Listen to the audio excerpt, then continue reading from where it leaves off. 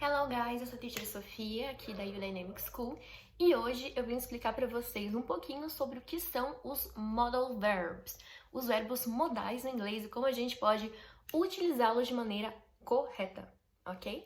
Mas antes da gente começar, já vou pedir para vocês que estão caindo aqui de paraquedas e ainda não conhecem nosso trabalho, ainda não conhecem nossa escola, já se inscreve aqui no canal, ativa o sininho de notificações para não perder nada e aproveita depois desse vídeo aqui, dá uma olhadinha nos nossos outros vídeos aqui do canal, que tem vídeos maravilhosos com várias dicas, instruções, não só de inglês, como de vários outros idiomas, como o coreano, por exemplo, que é um idioma muito procurado aqui por várias pessoas que amam a cultura coreana na nossa escola. Então já dá uma olhadinha também e aproveita para entrar em contato com a gente pelas nossas redes sociais para saber mais sobre os nossos cursos, tá bom?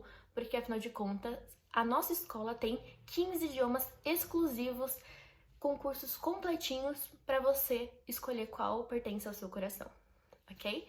Bom, esse vídeo aqui ele vai ser dividido em duas partes, tá bom? Porque a gente vai falar um pouquinho sobre os modal verbs e eu vou explicar quais são cada um, e a listinha ela é um pouquinho grande, então para não ficar muito pesado, eu vou dividir em duas partes, tá bom? Então, a primeira parte eu vou falar de alguns e na segunda parte eu vou citar os outros, ok? Bom, mas antes da gente começar, é importante saber o que é um modal verb. Modal verb, como o próprio nome diz, é um verbo. São verbos no inglês que eles não são usados como os verbos que a gente usa no dia a dia, como run, walk, eat, né? Verbos de ações, assim digamos. Os modal verbs são verbos auxiliares. A gente vai utilizar eles nas nossas frases para auxiliar na ideia que a gente quer passar. Ele vai ser o responsável por complementar a nossa ideia, tá bom? Então ele não é o verbo principal, ele não é o verbo que exerce a ação principal, como comer, correr, amar, né? Que é o que a gente usa quando a gente quer falar alguma coisa. Então eles são verbos que vão complementar ali a ideia que a gente quer passar, tá bom? Eles são verbos que eles não seguem a mesma regra dos outros verbos, como por exemplo, quando eu quero falar love, eu tenho que colocar o S, né, loves, quando eu vou falar de he, she, it. Ou então adicionar o ing no final dos verbos, quando eu quero falar que aquela ação está acontecendo, né? Amando, por exemplo, ficaria loving, ok? Os modal verbs não seguem essas regrinhas, tá? Então, eles apenas estão ali para completar a ideia. Então, você não tem que colocar ing, você não tem que conjugar ele de uma maneira diferente para he, she, it, tá bom? Você pode usar eles normalmente, mas são verbos que estão aí para complementar a ideia da frase. Vai ficar mais fácil com os exemplos, tá bom? E com isso eu vou entrar no primeiro, que é o can. Can é um pode. A gente usa ele para falar de permissões no inglês. Então, se eu quero falar se você pode fazer tal coisa pra mim, que eu posso fazer alguma coisa, é mais uma questão assim de habilidade, tá? Então a gente usa o can pra falar de poder em quesitos, principalmente de habilidade, tá bom? Muitas pessoas também usam ele pra pedir informações ou pra pedir pra pessoa fazer alguma coisa como favores, tá?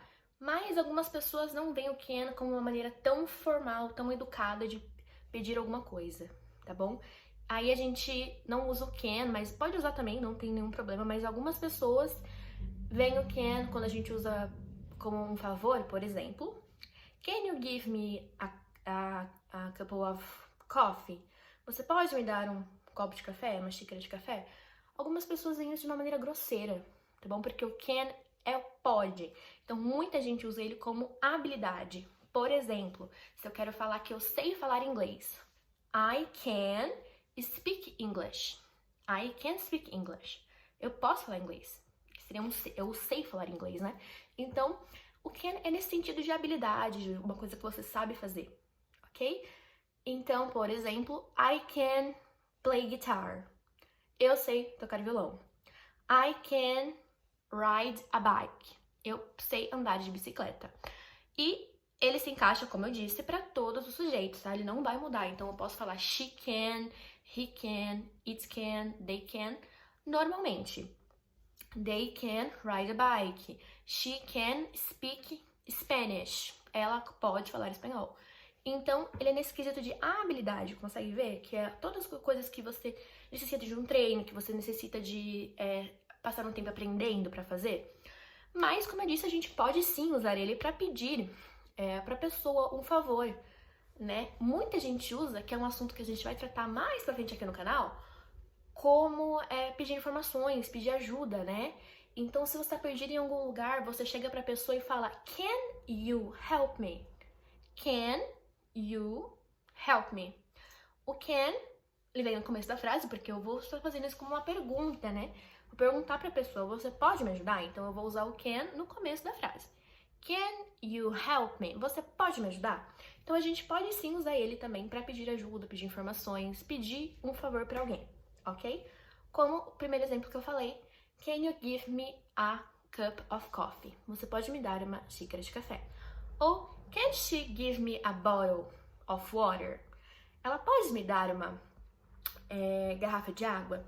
Percebe também que ele não é o verbo principal, igual eu falei, não é ele que exerce a ação, né? A ação principal dessa frase que eu acabei de falar, Can you give me a bottle of water? É o give, né? É o dar. Então, ela pode me dar uma garrafa de água. Não é o pode, né? Isso faz parte, ele tá só complementando a minha ideia.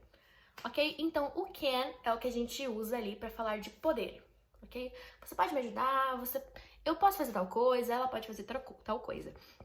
Então, ele não é o verbo principal, tá? Ele só tá complementando ali a ideia do verbo principal. Então, ele tá complementando a ideia do que você pode fazer, ou de que alguém pode fazer, ou da ajuda que você precisa, ok? Dando continuidade, o próximo é o could, ok? Ah, uma coisinha que eu esqueci de comentar. Esses verbos, eles têm a forma negativa, tá bom? Então, o can, eu posso, I can. Mas, se eu quero falar que eu não posso, que eu não sei fazer tal coisa, eu vou usar o can't. Can't, que é o C-A-N-T, na forma abreviada, mas que na forma extensa seria cannot. Cannot. I cannot play guitar. Eu não consigo tocar violão. Ou a gente usa o can't, que é a forma abreviada, que é o que vocês mais vão encontrar em frases, em conversas, tá bom? Sempre a forma mais abreviada. Então, she can't speak English. Ela não sabe falar inglês, ok? Bom, dando continuidade, então, nós temos o could. O could, ele é o passado, assim, digamos, do can, porque ele significa poderia. Então, por exemplo, se eu quero falar que eu poderia ter viajado. I could travel, né? Eu poderia viajar. Eu poderia aprender francês. I could learn French. Então, a gente tem o can, que é pode, e o could, que é o poderia, ok? Como eu também falei, ele também tem a forma negativa, que é o couldn't, que seria o could not, mas a maneira abreviada vira couldn't, ok? Então, o could é poderia. Então, she could learn English. Ela poderia aprender inglês. He could cook us dinner. Ele poderia cozinhar pra gente um jantar, ok? They could learn German. Eles poderiam aprender alemão. Então, consegue perceber também que ele não é o verbo principal, ele não é o verbo cozinhar, aprender, falar, tocar. Ele só tá aí para complementar a nossa ideia, né? Então, ele só tá ali para complementar a ideia do verbo principal, que é o verbo que tá exercendo a ação da frase. Então, could, couldn't. O próximo é o should. Should, no inglês, é o deveria. Então, para a gente falar de deveres, de coisas que a gente tem que fazer ou que alguém tem que fazer.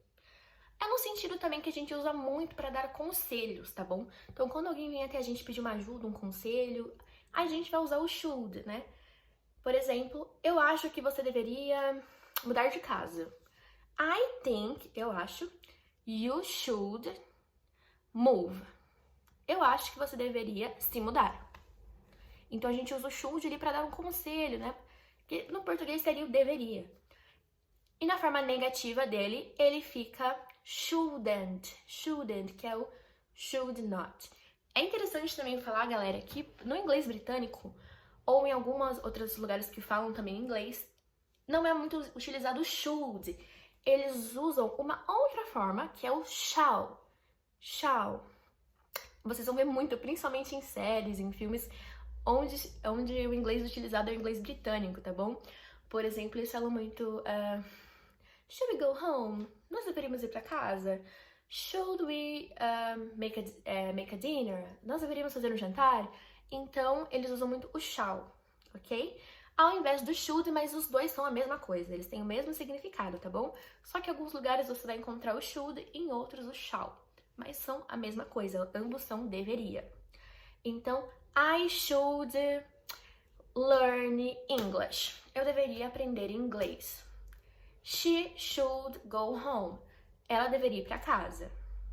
He shouldn't eat a lot of chocolate. Ele não deveria comer muito chocolate, ok? They should go to the doctor. Eles deveriam ir ao médico. Então, o deveria é algo que você ou alguém deveria fazer na sua opinião, na sua concepção ou na concepção de algumas pessoas, tá bom? Então, a gente usa para expressar a nossa opinião sobre algo, alguém, ou dar conselhos, como eu disse, tá bom? Por último, nesse vídeo, a gente vai falar do wouldn't. O would, ele algumas pessoas confundem com o should, tá bom? Mas eles não são a mesma coisa. O should é deveria, enquanto o would, ele tem a função de colocar o iria no final dos verbos, tá bom? Então, ele não tem bem uma tradução igual o can, o could e o should, tá? O would funciona da seguinte maneira, eu tenho o meu verbo. Quando eu tenho o would na frente desse meu verbo, eu vou colocar a terminação iria no final desse verbo. Como, por exemplo, se eu falasse would like. Like é gostar. Would like, gostaria. A gente usa muito quando a gente vai em restaurantes, em algum lugar que as pessoas perguntam, would you like water? Você gostaria de água? Ou pra gente fazer pedido de comida, né? I would like a pizza. Eu gostaria de uma pizza. Então, a gente usa o would juntamente com o verbo para colocar esse iria no final dele.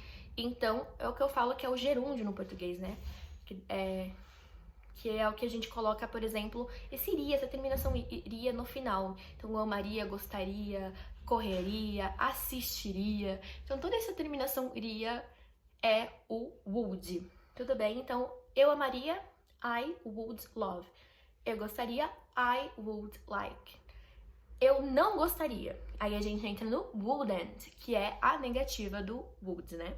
Então, I wouldn't like. Eu não gostaria. I wouldn't love. Eu não amaria. Ok? Então, ele pode ser usado com todos os verbos, tá bom? Nesse sentido de iria, tá? Então, ele não tem bem uma tradução. Ele tem essa função de colocar o iria no final de cada verbo que a gente está utilizando, tá bom? Ou não iria, não amaria, não correria, né? Que é a negativa, que é o wouldn't, que vem do would not. Ok, galera? Então, essa foi a nossa primeira parte. A gente viu aí 4 modal verbs. No próximo vídeo, a gente vai trabalhar mais 4, tá bom? Então, como vocês viram, já deu um tempinho aí de vídeo. Então, pra não ficar muito extenso, a gente vai dividir em 2 partes, tá bom? Então, depois vocês dão uma voltadinha no canal pra conferir o que é. Se vocês ficaram com alguma dúvida, não conseguiram entender muito bem alguma coisa deste vídeo, escreva nos comentários. Escreva também sua opinião sobre esse vídeo, tá bom? E caso você tenha alguma dúvida no inglês, tenha algum conteúdo que você acha muito difícil, que você não consegue entender de jeito nenhum, deixa aí nos comentários que a gente vai trazer a explicação nos próximos vídeos pra vocês, tá bom? Mas, pra encerrar, modal verbs, então, são esses verbos auxiliares no inglês que vão ajudar a enriquecer nossa conversa, tá bom? Então, prestem atenção quando vocês forem assistir algum vídeo, alguma coisa em inglês, que provavelmente vocês vão ver essas expressões aí em algumas frases, tá bom? Bom, já deixe seu like se você ainda não deixou. E se você assistiu esse vídeo todo e ainda não se inscreveu no canal, já se inscreva, tá bom? E não deixe de conferir nossas redes sociais e nos seguir para saber mais sobre os nossos cursos e conteúdos, ok? Bye bye, até o próximo vídeo.